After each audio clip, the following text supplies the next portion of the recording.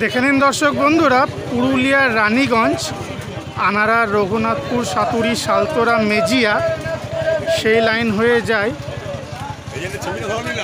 হ্যাঁ, নেব নিশ্চয়ই নেব। বাসের নাম হলো ডলফিন, আর ইনি আমাকে টাইমটা বলে খুব সাহায্য করেছেন। আপনার একটু নামটা